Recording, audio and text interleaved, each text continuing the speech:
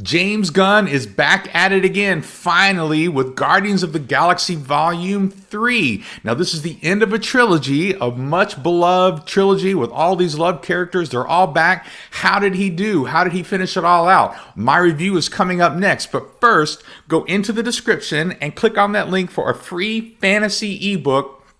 Download that ebook, and remember to like and follow and share and all that fun stuff. Now, let's get to it. Welcome back to Great Stories Change the World, the YouTube channel where we look at stories where a science fiction fantasy author, that's me, goes over some different movies and books and TV shows and gives recommendations based on what makes a great story. And I do believe that great stories make a great impact and change things and change our views and our perspectives. And so I want to help us tell great stories. Now, today we're going to be going over Guardians of the Galaxy Volume 3. I saw it this past week, and I wanted to give some thoughts today because this is a well-beloved series of movies, right? And it's been a while since the second movie came out, and there's been Endgame, and there's been all these other things that have happened, Thor, Love and Thunder, and we're finally getting back to this cast of characters with James Gunn. Now, with most of you guys, I was probably like you. I didn't know the Guardians of the Galaxy that well. So when Marvel announced that they were making a movie in the beginning with Guardians of the Galaxy, I was like, who? And it was just seemed to come out of nowhere. And I really wasn't sure how that was going to work out. And like most of you, I just went to see it and I was blown away. I loved that first movie.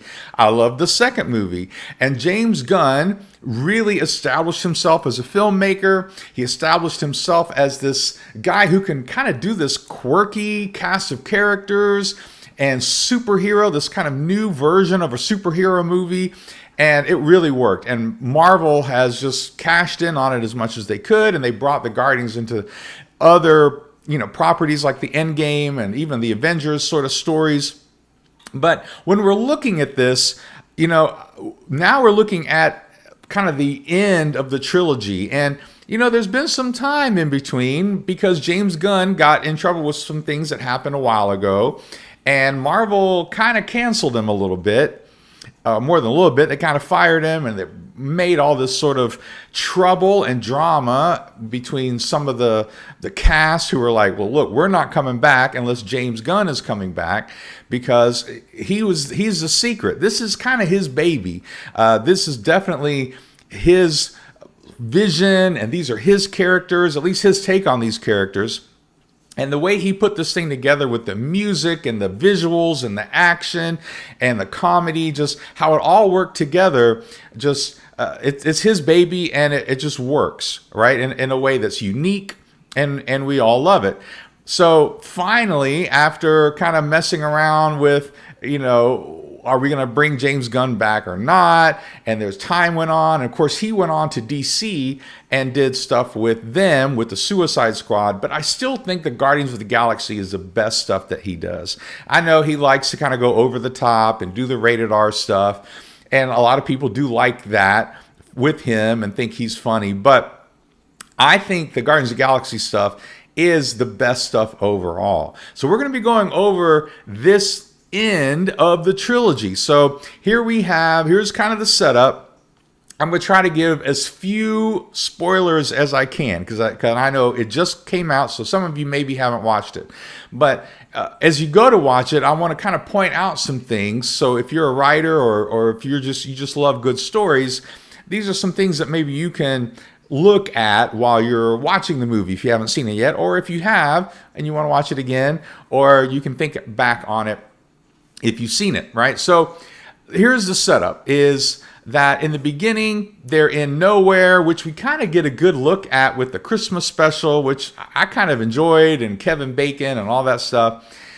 And so we see that there's kind of this new Guardians of the Galaxy, and after all the Endgame stuff, and they've got the dog, and it's fun, right? There's some fun little moments right there in the beginning. And so coming into it all is a new character, which, you just have to this probably isn't a spoiler, but Adam Warlock comes in, and we've kind of known that that was going to be something that happened ever since Volume 2 and at the end of Volume 2 and all that stuff. So Adam Warlock comes in and just trying to get Rocket, right? Rocket, the raccoon. And of course, he's repelled by the Guardians of the Galaxy. He kind of decimates the Guardians of the Galaxy a little bit. And all of this happens kind of early. And essentially, the setup is that Rocket gets injured and they can't save him because whoever did the experiments on him had some sort of fail-safe in there that would kill him if anyone tried to mess with their handiwork or something. And so now comes the journey of the movie, which is how do we save Rocket? He's our friend. And what this sets up is an opportunity for them to go on an adventure and go to these new places and try to do different things and different goals. But it also gives us a chance to see some of Rocket's backstory. So here's some of the strengths of this movie is that these characters are well established by now. And that's a good and a bad thing, right? So you don't really have to take a lot of time establishing the characters. You just got to have them interact and have fun with it. And because they're different and we know the differences and when we can kind of play with it. And so James Gunn does a great job with that in the beginning. Strong characters, very well established. Now, the problem with strong characters is where do you take them and grow them? How do you get them to have some sort of character change in the third movie, and not even just the third movie. This is what, fourth or fifth, because we've seen these characters in other Marvel properties as well. And so, but the characters are strong, the interactions are strong, it's funny, and that's a great thing about this movie. And the other great thing is they go into Rocket's backstory. Now, a lot of people have talked about this online. A lot of my friends have even posted about it after they've seen it, that it's a little disturbing. It's not horrible. It's not like a horror movie sort of disturbing, but it's pretty disturbing when you're experimenting on animals. And we know that's part of the Rocket's backstory. But here's the tricky thing with going into Rocket's backstory. So as a writer, you got to be careful with mystery.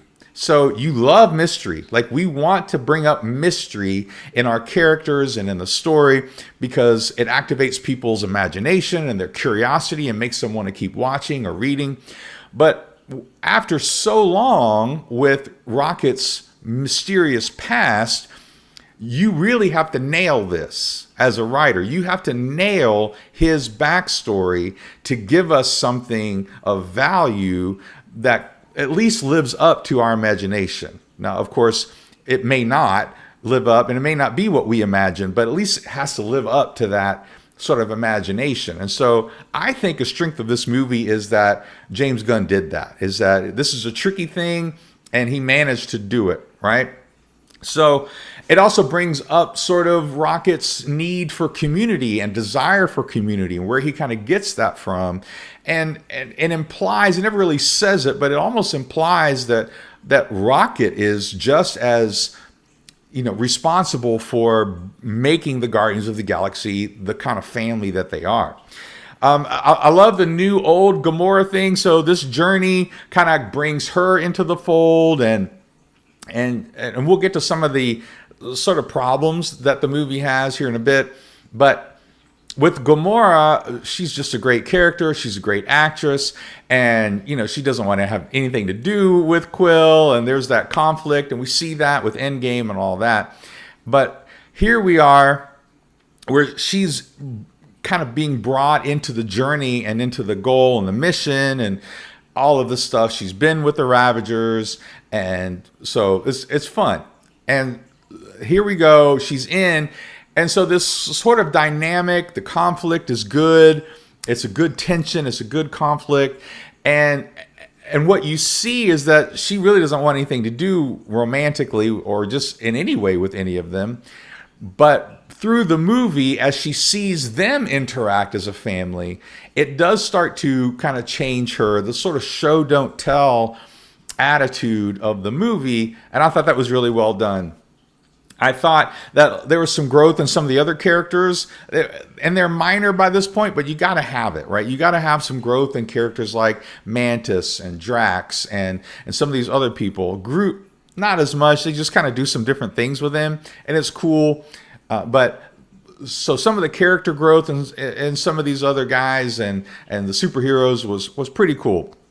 I also love that they brought in Nathan Fillion. So I'm not going to tell you who he is, but Nathan Fillion, I am a huge Firefly fan. I might do a video at one point on Firefly and the great things about Firefly, the show and the movie Serenity. But anyway, to see him in this was amazing. The music was cool. James Gunn went in a little bit of a different direction with the music. It's more 90s than 80s. And so I thought that was really kind of interesting. I wasn't as into some of the music. I didn't think it fit as well, but some of it really did. So I really like that.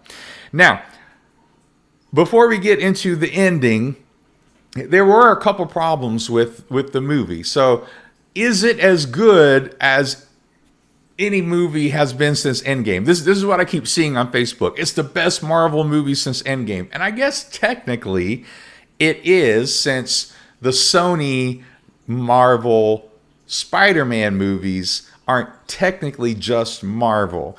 But if we include the Disney Marvel kind of umbrella with the Spider-Man movies, I'm going to say No Way Home is still a better movie overall, though it had at least a couple problems. And it's definitely a better trilogy overall. Those Spider-Man movies of Homecoming, Far From Home, No Way Home, that was a better trilogy. The Guardians of the Galaxy isn't really a trilogy. There are 3 movies, and he brings it to an end, but it's not really one story.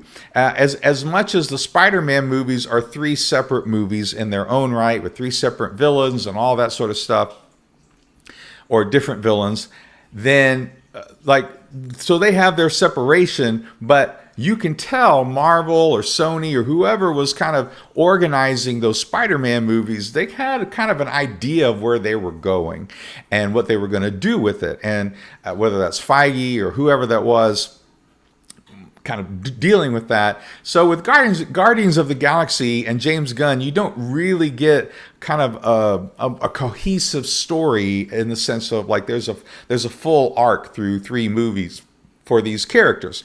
You get new characters and they kind of deal with some different things, and it's cool and it's really well done, but I would not put it above No Way Home. I still think No Way Home is a better movie overall, but it is one of the better ones. So Guardians of the Galaxy Volume 3 is definitely one of the top 2 or 3 since Endgame. There haven't been some great movies. I thought Shang-Chi was really good, and obviously, like I said, No Way Home. This is up there, maybe right just below No Way Home as far as a great movie, right? So here's some issues with it. With the movie, it wasn't really strong on showing us and getting us to understand clearly and quickly what Quill's issue was. What's his issue? So we get it that he loves Gamora and he wants her back, but they were trying to get at something deeper along through the movie, and you don't really get there. You don't really nail it. I didn't think the movie nailed that. He's just kind of drinking at the beginning, and they're like, whatever, we'll deal with him. So, but okay, he's in pain, and they're trying to deal with it. But again, I think they could have done a better job establishing some of that with him. It wasn't bad. It was just I think they could have done a better job. The whole children and the cute animals at the end is a little manipulative, right? It's a little like over the top in the sense of like, ooh, how can we make them really great heroes? They have to save cute animals and children, And this is the second movie in like a year or two that Marvel has put kids in cages. Like this is a thing with them now, I guess. Like if we want to make sure that we know someone's evil, they put kids in cages, right? And I don't know how political that is, but it's a little you got to be careful with tropes, with doing the same things over and over again. It's not creative. You're just trying to make a statement more than you are trying to tell a good story. And good stories is what actually change people's minds, instead of thinking, oh, well, how can we change their minds by just shoving something down their throat, even if it's might be the right thing. Like, obviously we don't want kids in cages, right? We don't want to hurt puppies. I get it, but you got to be careful with some of this, and I thought that was cool. There were a couple things that they did with the animals and the creatures that I thought was really cool. And I'm not going to give away some spoilers, but I thought with some of the creatures that they had, it was very interesting and very cool. A lot of the payoffs were predictable. And so this was a little bit of a problem for me. Now, I know I'm a writer, so maybe other people didn't see stuff coming, but I think they telegraphed a lot of the payoffs at the end when they set up the stuff they set up in the first 5-10 minutes. This kind of paid off at the end, and it was a little predictable. It doesn't make it bad. It just means like, oh yeah, I kind of knew that was going to happen. I knew they were going to have to realize that. I knew he was going to have to go see that guy, or whatever the thing was. It was a little predictable. But overall, I love this movie. I'm going to give this movie a B+, A-, somewhere in that realm. And again, the predictability sort of knocks it down a little bit for me. But the ending was awesome. The ending was great. A little bit of a callback ending, which could be lazy writing, but I thought it was interesting. I love the introduction of Adam Warlock, who was the actor who played Eustace, I believe, from one of the Narnia movies, but now he's older and a little more buff. And I thought it was interesting what they did with him. As far as he had probably the best character arc, and I think they actually could have done a better job with that, showing that in a couple of different ways. But I like what they did with that.